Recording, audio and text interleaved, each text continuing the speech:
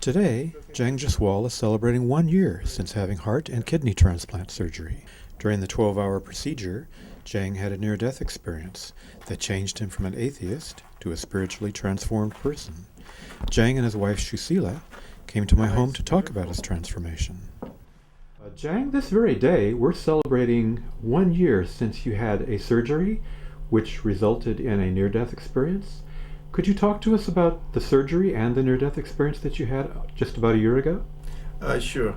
Last year on 22nd November, I had a heart and kidney transplant.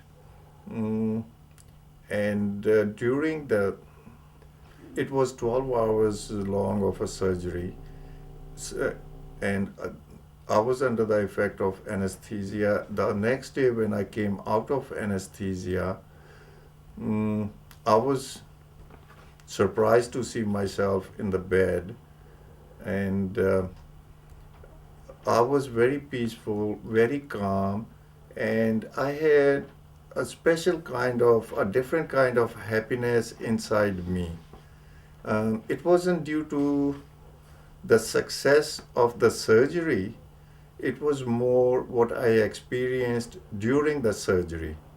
I was not supposed to feel anything or dream anything because I was under the influence of very heavy anesthesia at that time.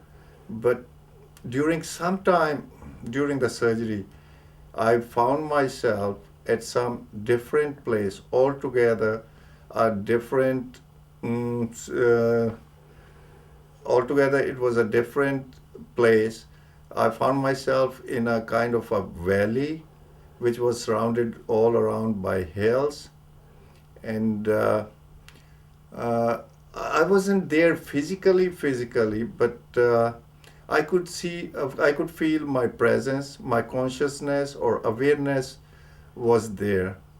There were some trees around on the hills or on the valley, and there was one particular tree, an old tree, which had two branches, and there was some clouds on top of me, and there was a light shining on one side.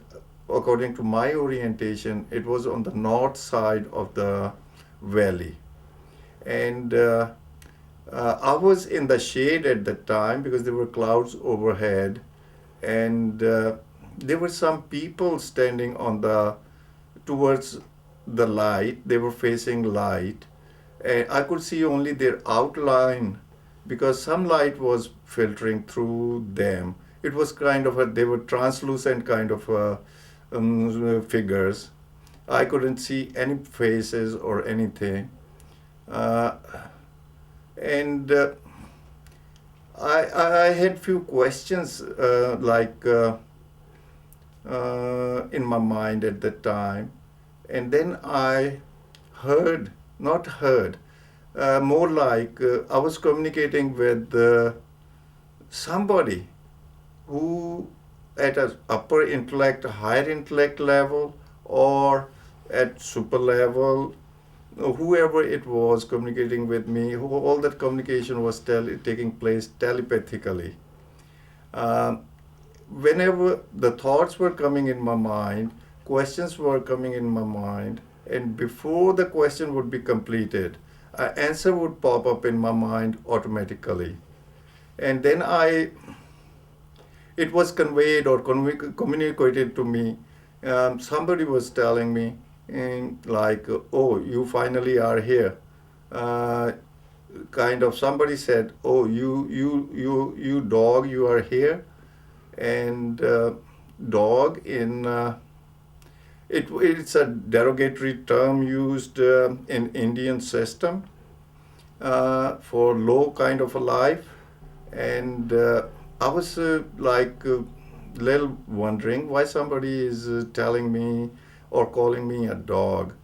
Then immediately it clicked to me that I have been talking a lot about the non-existence of God, and being an atheist, I was of a strong belief that there is no God, and I professed that very loudly to everybody.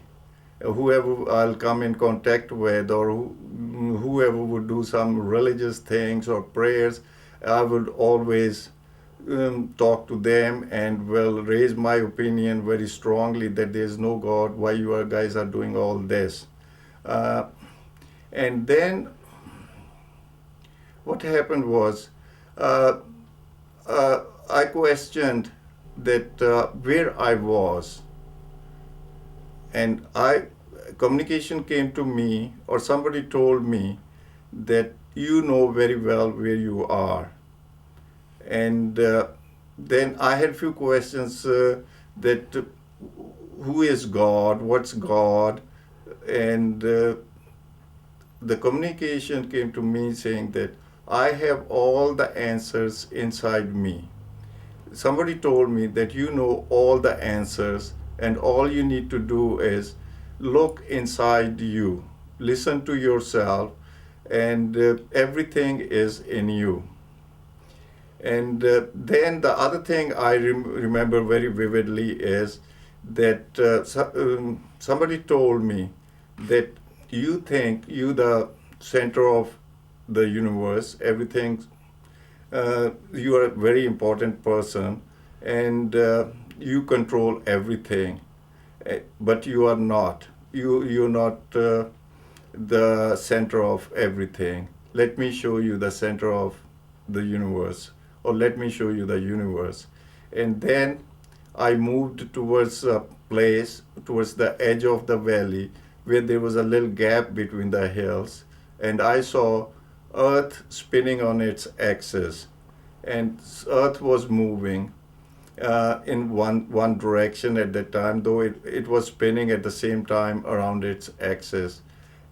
And then other planets, they passed around, and I saw whole galaxies going by. It, and then I realized how insignificant I am in a bigger picture of the things. After that, uh, the light, the clouds started moving, and the light started moving towards where I was. And pretty soon, the light was shining on top of me, like rays were falling on me. That was the best experience I had ever had in my life. Uh, Light was of golden white color. It was more like I used to work in metallurgy at one time, and it was more like when the molten gold is it emits a kind of a light. It's a yellowish white light, and it was that kind of a light, but it wasn't like a hot or a heat coming out of the light. It was very soothing, very calm. uh, when the light was falling on me at that time, the wonderful thing happened to me was my brain or my mind, it stopped uh, wandering altogether. It was calm, I was calm, peaceful, and there were no thoughts at all in my mind. No good thoughts, no bad thoughts, no nothing. I was just calm and at peace with myself. Uh, and Soon after that, once the turbulence stopped in my mind, after that, my whole existence, it started fading away. I was kind of melting into the light. Uh, and At that time, this communication came to me telling me that it's not your time, it's time for you to go back now. And after that, I don't remember anything. After that, I have heard few NDE experiences of other people who talk about trying to resist to come back, but I didn't resist at all. I don't know why. I wanted to be there. It was more like a home, that place. I loved being there. But I guess in Indian system, we are like listen to the authority all the time. Doesn't matter what it is, we always say yes, sir. That kind of attitude we grew up with. And once I was told it's not your time and you have to go back, and after that, at that particular time, my experience ended. I don't remember going back into my body or seeing any doctors doing any surgery on me. Jang, it's been 1 year since your surgery. How do you feel now? I'm feeling great. I haven't felt as good as I'm feeling now in last 20 years or so. Mm-hmm. I'm feeling more energetic than I was in 20s. Yeah. The doctors are surprised at my improvement, how I'm improving. I have no rejection at all of the organs, and everything is going smoothly. I couldn't walk before the surgery. I was on the bed for 5 years. I couldn't eat. I couldn't walk. I couldn't take few steps. I couldn't get off the chair. And very next day after the surgery, I walked around in the corridors of the hospital, and now I walk like about 5 miles a day. I go to gym, I swim, and I do all the normal activities a person is supposed to do, or maybe more than those activities I do. Jang, since you were 33, you've had a dozen angiograms, 15 stent implants, triple bypass surgery, 2 strokes, and kidney failure. During this time, you were espousing atheism. How did you, with all these medical conditions, did you fear death at that time? Maybe I was frustrated because I was in that situation. I had such a medical history. Probably I was frustrated that I've been dealt those kind of cards in my life. And even with my earlier background in science, I was more logical all the time, more analytical, and more objective. It was very hard for me to accept any concept of subjectivity, because in science, I guess we are told only to consider objective things or do objective analysis and everything. So God, though I belong to Hindu family, very religious Hindu family, I did all the rituals and followed all the ways of Hinduism in early childhood days. But once I came of the age and I grew up, I started questioning all those things. And moreover, it was very hard for me to accept the rituals of the religion rather than spirituality of the religion. I was against all this time. I was against all the priests doing pujas or asking for money kind of a thing. And now I realize that I have. You asked me? Oh, no. I was going to ask you, what is your attitude toward spirituality now? Would you call yourself an atheist now? I am just in the middle of converting to a very spiritual person. I'm open to it. This experience have opened my eyes, or you can say opened my mind, and I'm open to all the possibilities right now. I'm still struggling a little bit to accept some of the things. But I have turned very, very spiritual. I have a lot of respect for spirituality now. Now that you look back on the way you were a committed atheist, and I think you said you kind of were impatient with people who are not atheists.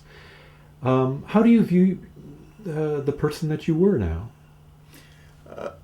I'm very acceptable of people now who have whatever beliefs they have, whether they are Hindus or Sikhs or Christians, Muslims, or whatever they believe in. I'm very open to it. I listen to them, and I'm changing day by day. Mm-hmm. When you were an atheist, did you have a purpose in life? What did you think was the most important thing to do in life? At that time, all I thought was about money, to go to be famous, to be above all the people, kind of control all the people. And I was very, very dissatisfied with me all the time for not doing enough, not attaining enough of the power. I would like argue with the people all the time, and I would try to put my foot down, and mostly I would get very, very frustrated that why people don't understand my point of view, like the way I want to do the things. I want to tell them that okay, this is the right way of doing this particular thing, and why they're not listening. Why then now I'm open to it, that people are people. I'm one of them, and everybody has their own way of doing the things, and everybody has their own beliefs. So it has helped. This experience has helped me a lot to understand about life itself, what life is all about. It's not about yourself only. It's for a coexistence. This planet is for everybody, and everybody has their own ways of doing the things, and let everybody be happy.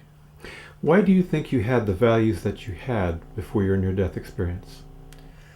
It was more due to, like I earlier told you, because of my objective thinking. I had all these values. I was very, very materialistic at the time, and that's all I cared about. So this near-death experience changed you, but do you ever doubt this experience? Do you ever wonder whether it was a hallucination? At one time, I thought about it, that it might have been, but it was so real of an experience. And I did ask my doctors too about it, though they didn't elaborate much on it. And then I read something on internet about how the transplant procedure goes. The steps there are in the transplant, in heart transplant, are that first they open you up and they take out your old heart. They put you on heart and lung on the machines. All your circulation and everything is taken over by machines, and then they remove your heart, the ailing heart, and then they stitch the donor's heart in there, and after that they take off the machines. And at that time, your donor's heart is not working, the machines are not there, so your brain is, you are clinically dead, brain dead, heart dead, cardiac death, everything. And at that stage, what the surgeons do, they give electric shock to your heart, and they start the heart. So I was dead, I don't know how long, but doctors haven't told me, but that's the procedure what takes place. And I definitely was dead for some amount of time. And this some people are of probably, if I had a thinking before, I thought like before my NDE experience, if somebody would have came to me and told me of this experience, I would have definitely said that, oh, probably it was effect of anesthesia, or effect of the drugs which are being given. But anesthesia, I have read a lot about it, that in the kind of anesthesia they give in for the surgeries like this, your mind doesn't work, and you're not supposed to dream about anything, and you're not supposed to hallucinate at all, because pain is concerned with mind. So what the anesthesia do, it stills your mind too. Your mind stops functioning once you are under effect of very heavy anesthesia. That particular time doesn't exist for you once the anesthesia is given and you come out of the anesthesia. Right. Do you ever get frustrated trying to talk about your near-death experience? I understand that words aren't adequate to describe this thing, so could you talk to us a bit about the difficulty in talking about it? Definitely. I think that my vocabulary is very limited, for one. The other thing is there are certain experiences in life which words are not adequate to express those experiences. I always give an example of, see, people say, oh, the word is love, or the word beauty. These words, a lot of poets, literary people, and philosophers, they had tried to explain using different similes, different words. But until unless you experience something like that, you will not understand, or you cannot realize what that experience is. Until unless you fall in love, you doesn't matter how much somebody is told about what love is, he will not understand, or he will not realize what love is.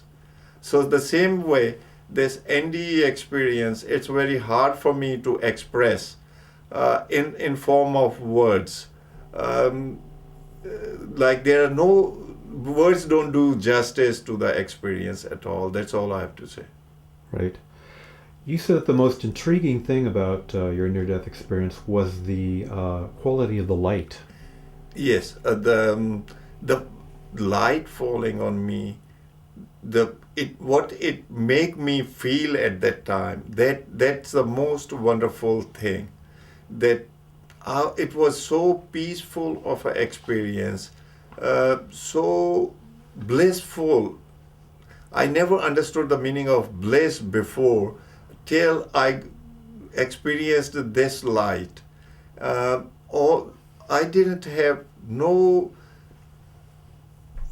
thoughts in my mind. My mind stopped working, and there were no, the word I would use is turbulences in mind, or any questions, any queries. Everything seemed paused. Everything was paused for some time. I don't know how long it happened, because there was no, even time didn't exist at that time. During the experience, I had no concept of time. I don't know how long the experience lasted, whether it was for a few seconds or whether it was for days. And when this light was the feeling I got under it is, I just cannot explain. It was altogether a different experience, and somebody who had, now I can understand when people talk about NDE experiences and they talk about this light. I can understand now what they are trying to express. Before, I talk about before this experience, I did attend few meetings of this IANDS group here in Saratoga, and people did talk about their experience in there. But all I was thinking, oh, it's just a story, it's just a hallucination, it's just a build up story or whatever. But now I can understand that what they went through. Right. Uh, when you had your near-death experience, I think you said that it seemed somehow familiar. It felt like home. Is that so? Yes, it was something like it seemed so familiar. I didn't feel like at an alien place or at a foreign place. It was kind of I've been there before. Like it's kind of a home for me, and I belonged there. It gave me that kind of a feeling. What? How can I put this? If you felt it was home, how could you have forgotten it in your life? With the experience, I felt it was kind of a home at that time, but I don't know. I never paid any attention to this thing before. Mm-hmm. Now that you've had a near-death experience and you reflect on your life, you were an atheist and you've had so many medical problems. What advice if you could go back in time and give yourself advice, what would you tell yourself when you were, let's say, age 33? What advice would you give yourself now that you've had a near-death experience? I should have been open to all the possibilities at that time and try to listen to everybody, and definitely open to all the philosophies of life. What I did was I just put blinders on my eye. I didn't want to talk, discuss, or even try to understand anything about God. At one stage, I was so much against the existence of God that I went to India and I bought all the religious books. Like I got myself a Quran, a Gita, and of course Guru Granth Sahib, and I was reading them to find faults or trying to prove the point that God doesn't exist, and I studied them all from that point of view. And now I realize how wrong I was to go through them with a preset of a mind, not to be open to what these literature or these religious scriptures are telling. Well, Jang, I'd like to thank you so much for sharing your near-death experience and for also sharing your transformation. Thank you very much. One last question, though. If someone were to come up to you and tell you, Jang, I really fear death. I'm really terrified of it. What few words would you give them? Death, to me, death is a wonderful experience. I have lost the fear of death, and I would tell a person that death is just another development of life, and it is an experience which everybody you would enjoy, rather than to be scared of. Okay, thank you very much. If I did something wrong, we can do it over again. No, you were doing it fine. Thank you so much. Thank you very much, sir. Yeah. Do we need to add anything else? If you want to, we can. Did I miss anything? You want to ask her how my life has changed I forgot to mention about how the life has changed, my family life has changed after the experience. Okay. I guess probably she can elaborate on it if you want to. Go ahead. Okay. But you forgot to mention the part where it shows the universe and everybody's doing their own job and what they are. Yeah. Okay, your wife have given you some suggestions. Can you talk about that? Yeah, definitely. Is it camera is still rolling? Yeah, you can go. This is going to be. Turns out this is going to be a very informal interview, so go ahead. Okay. Yeah, we're being very loose now. You're on. Go ahead. Yeah. I forgot about telling that when I saw all this Earth spinning on its axis and all these planets and everything passing in front of me, and I was told that in this universe or on this Earth, everybody, they're all people. They are given different jobs to perform, and there's nobody who's doing a higher job or a lower job, and everybody should be satisfied and try to do their best to their ability, whatever they can do. Right. Okay, your wife is here, and she's not anticipating on being on camera, but is it okay with you? If you can tell us how your husband is doing and how he's changed as a result of this experience? I can. Okay, here we go. No, you can sit where you are. Oh. Can you introduce yourself? Hi, I'm Sushila Jaswal, Jang's wife.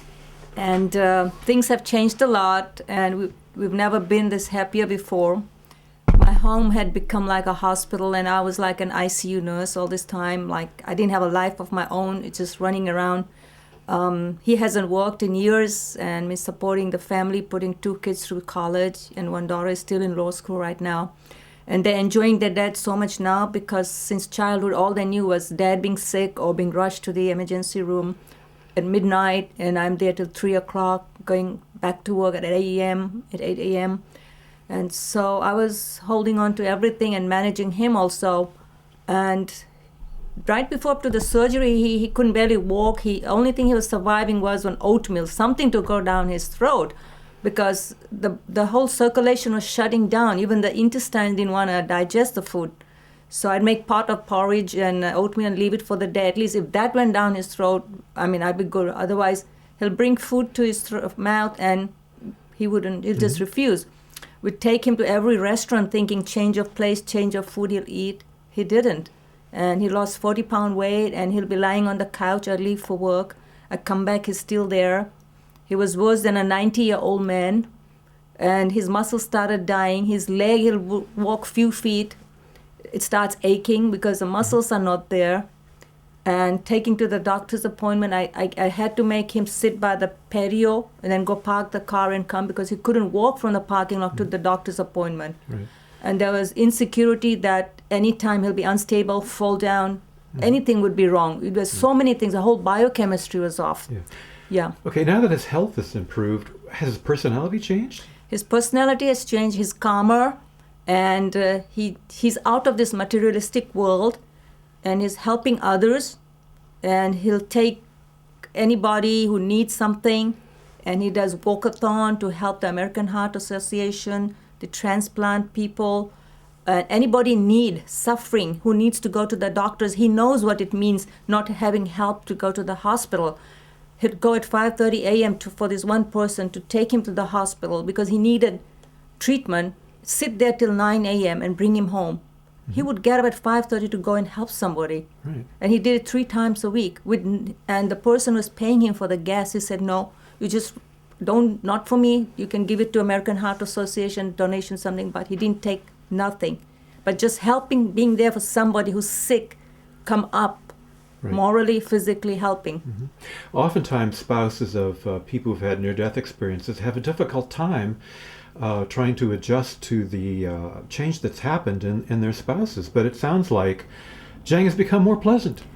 It's pleasant. It's like his minus all the problems, a new person, new outlook, living a life. I mean, the life was snatched. And then you value every moment now because not being able to go to bathroom, being on dialysis, it's a luxury, just going to the bathroom, because you don't know when those will be snatched away from you. Right. You're looking good, you're walking today, you don't know, tomorrow you may not. But his personality is different now. Personality's changed. He's more open and very productive.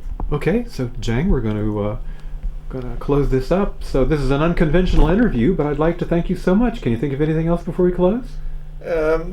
Yes, the life I just want to say it's such a wonderful thing.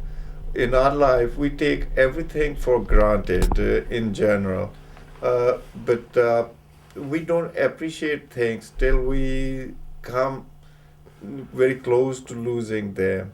Uh, and we should live our life to the fullest, and we should enjoy every moment uh, of life. Life is a wonderful thing, and we shouldn't be scared of death. There is always a fear in our subconscious mind somewhere about the death, a fear about the unknown. We should put those fears aside and try to enjoy the present rather than worrying about the other things, because so many decisions in life we make are due to this fear or this scare of death. And once we hang that scare away, the life automatically becomes wonderful, and life becomes enjoyable. Okay. Thank you to the both of you for this very unconventional interview. Thank you. Thank you a for lot. having us. Yeah, Okay. I appreciate that. Yeah.